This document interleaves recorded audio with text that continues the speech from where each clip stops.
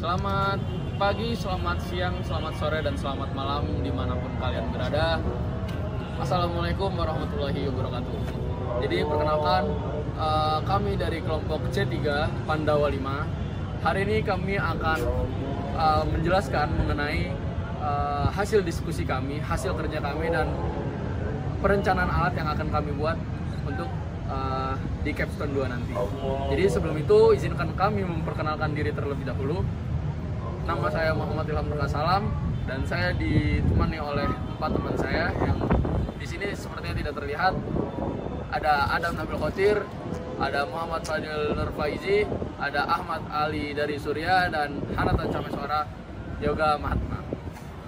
Oke, jadi sebelum itu mungkin saya akan menjelaskan apa sih alat yang akan kami buat. Jadi alat yang akan kami buat itu merupakan tempat sampah pintar. Jadi kami memberi namanya eco-friendly bin, yang kita ambil dari kata eco-friendly itu ramah lingkungan, dan bin artinya tempat sampah. Jadi tempat sampah pencacah dan pemilah otomatis yang ramah lingkungan. Selanjutnya mungkin saya akan menjelaskan dimulai dari deskripsi dari dulu. Jadi kenapa sih kita memilih eco bin friendly ini untuk menjadi alat yang akan kita rancang? Jadi sebelumnya kita melihat dari banyaknya sampah yang ada di kampus kita. Jadi kami merasa teknologi tempat sampah ini dengan alat pencacah bahan sampah dengan tujuan mengurangi volume limbah dan penularan penyakit itu sangat cocok untuk diterapkan di kampus kita sendiri. Sehingga sampah yang setelah itu sudah tercacah di tempat sampah yang akan kami buat itu bisa dapat langsung didaur ulang dan dijadikan kompos, sehingga tidak ada penularan penyakit dari sampah tersebut. Kita lanjut ke latar belakang. Dari latar belakang ini kita telah membaca sedikit artikel mengenai sampah yang ada di Indonesia, sehingga kita dapat mengambil sedikit kesimpulan untuk latar belakang ini. Latar belakang pertama yaitu gas metana di TPA adalah penyumbang 10% dari emisi secara global. Itu dari Wang dan kawan-kawan. Selanjutnya, volume sampah yang menumpuk memungkinkan untuk menularkan penyakit. Itu dari Ayov dan kawan-kawan. Populasi Indonesia yang terus bertambah berarti konsumsi dan timbunan sampah pun meningkat. Namun, masih banyak sampah yang tidak terkelola dengan baik. Kesadaran masyarakat masih rendah. Kami menawarkan solusi, yaitu tempat sampah dengan memilah dan mencacah bahan sampah untuk mengurangi volume limbah dan penularan penyakit.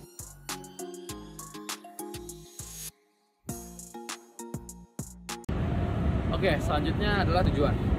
Jadi seperti yang sudah saya jelaskan sebelumnya, tujuan kami membuat alat ini yaitu untuk membuat pengelolaan sampah yang lebih efisien, pengurangan pencemaran, dan meningkatkan tingkat daur ulang untuk mendorong kesadaran lingkungan yang bersih. Selanjutnya, target market. Target market dari kami memiliki 3 target market, yaitu yang pertama untuk dunia industri, instansi pendidikan, dan instansi pemerintahan. Lalu yang terakhir yang saya jelaskan yaitu keunggulan. Jadi keunggulan tempat sampah ini memiliki alat pencacah sehingga mampu mengurangi volume sampah dengan mudah setelah dimasukkannya sampah tersebut ke tempat sampah yang akan kami buat. Selanjutnya ada flowchart perancangan, yaitu yang pertama mulai, terus ada input yaitu sampah, sensor ultrasonic, sensor capacitive proximity. Kemudian akan diproses yaitu menggunakan sensor ultrasonic, yaitu mendeteksi benda. Apakah benda terdeteksi? Jika tidak, akan kembali ke atas. Jika iya, akan diproses selanjutnya melalui sensor capacitive proximity. Selanjutnya, apakah benda ada konduktivitas? Jika tidak, masuk ke tempat sampah plastik. Jika iya, masuk ke tempat sampah organik. Selanjutnya benda akan dicacah dan selesai. Selanjutnya ada mekanisme tempat sampah yang akan kami buat.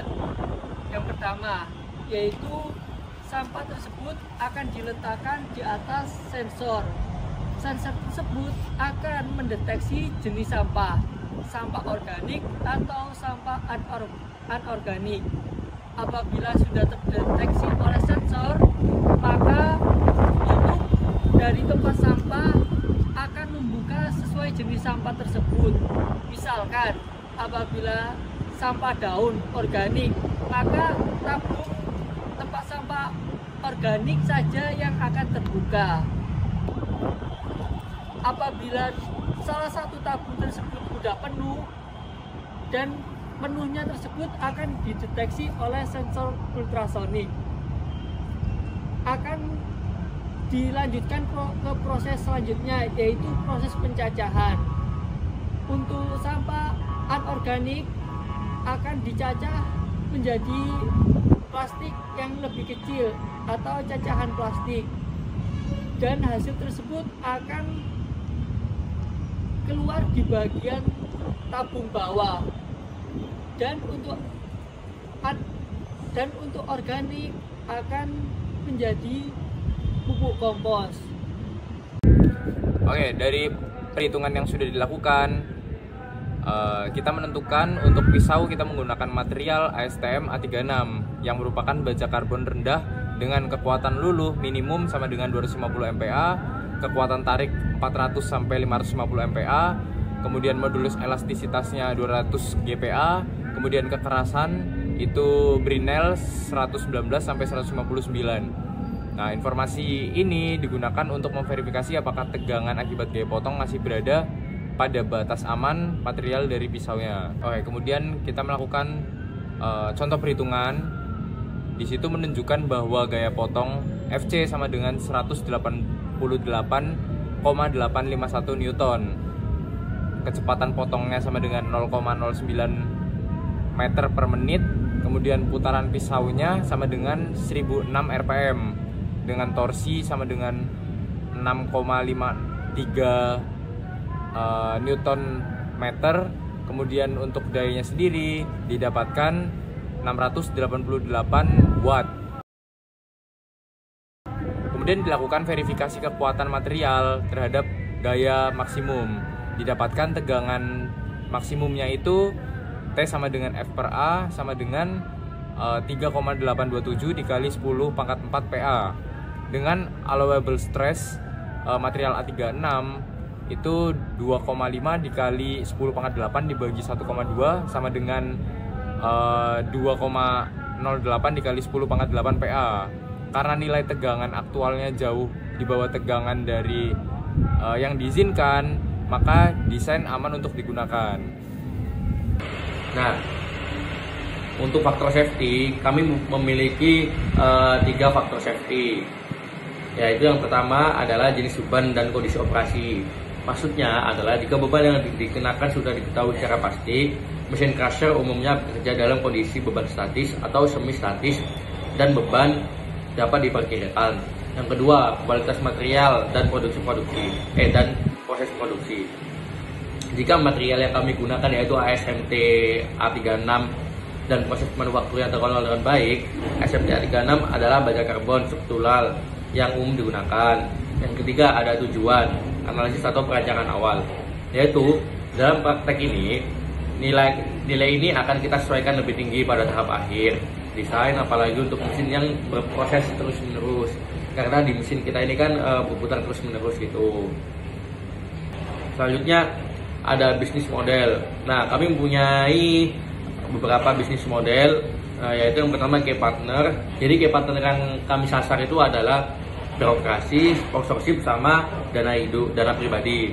Lalu key activities, yaitu melakukan promosi produk di medsos, lalu melakukan promosi dari mulut ke mulut sekitar kampus, ITS gitu. Lalu untuk value proportion, yaitu mampu memilah sampah organik maupun anorganik menggunakan sensor. Yang kedua, mampu mencacah sampah organik maupun anorganik. Yang ketiga, tempat sampah berukuran besar. Lalu untuk key resource, yaitu pertama tim pemasaran, yang kedua kualitas produk, yang ketiga fasilitas produksi. Lalu ada customer relationship, yaitu kami melayani customer dengan sigap dan menjelaskan produk dengan terperinci kepada customer. Untuk channel kami, yaitu yang pertama kami itu akan berjualan offline bisa. Yang kedua, kami akan melakukan pembukaan pre-order. Selanjutnya customer segment, yaitu kami menyasar kepada pemerintah atau instansi publik seperti dinas kebersihan, pengelola sampah, atau TPS-TPS sekitar. Lalu di institusi pendidikan, di institusi pendidikan ini kami menyasar sekolah, kampus, dan lain-lain. Lalu yang terakhir ada rumah tangga atau komplek-komplek itu. Untuk cost strukturnya, yaitu pertama biaya produksi atau pembelian barang, yang kedua biaya operasional yaitu terdapat logistik dan distribusi, yang ketiga biaya pemasaran dan penjualan. Lalu untuk revenue streamnya, pendapatan penjualan alat pencacah sampah. Bersama kita membuat perbedaan untuk Indonesia yang lebih bersih dan berkelanjutan.